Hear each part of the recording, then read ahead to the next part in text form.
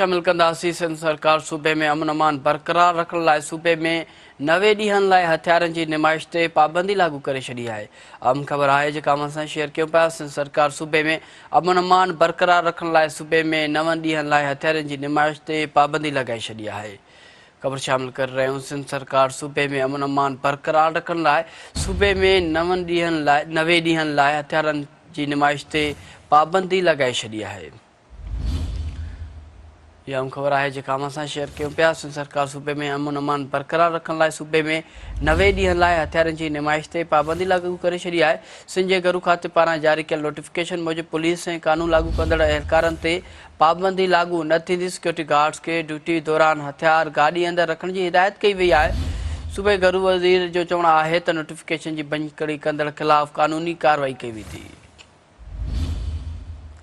सिंध सरकार सूबे में अमन अमान बरक़रार रखण लाइ सूबे में 90 ॾींहनि लाइ हथियारनि जी निमाइश ते पाबंदी लागू करे छॾी आहे।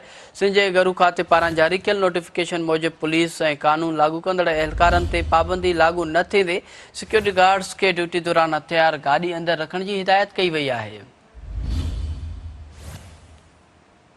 सूबे घरू खाते जो चवणु आहे त नोटिफिकेशन जी भञकड़ी कंदड़नि ख़िलाफ़ कानूनी कार्रवाई कई वेंदी। ये अहम ख़बर है जेका असां शेयर कयूं पिया। सिंध सरकार सूबे में अमन अमान बरक़रार रखण लाइ सूबे में 90 ॾींहनि लाइ हथियारनि जी निमाइश ते पाबंदी लागू करे छॾी आहे।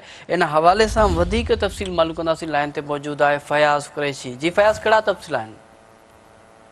बिल्कुल, सिंध हुकूमत अमन अमान के बरक़रार रखण जे हवाले सां अहम फ़ैसिलो कयो आहे ऐं सिंध में हथियारनि जी जेका निमाइश आहे उन जे लाइ 90 ॾींहनि जी जेका पाबंदी 3 महीननि ताईं लागू कई आहे। पुलिस ऐं कानून लागू कंदड़ इदारनि खे इन पाबंदी लागू करण जे हवाले सां हिदायत जारी कयूं आहिनि। सिक्योरिटी गार्ड्स खे ड्यूटी जे दौरान हथियार जेके खणी हलण जे हवाले सां जेका अंदरि गाॾी में रखण जी हिदायत कई वई आहे। हथियारनि जी जेका निमाइश आहे उहा अवाम में ख़ौफ़ ऐं हिरास थियल थियण जो सबबु जेको आहे बणिजे थी, त इन हवाले सां उनखे रोकण जे हवाले सां इहो क़दम कयो आहे। ऐं नोटिफिकेशन जी जेका ख़िलाफ़वर्जी करण जे हवाले सां कलम 146 जे तहत जेका कार्रवाई करण जे हवाले सां हिदायतूं जारी कयूं आहिनि।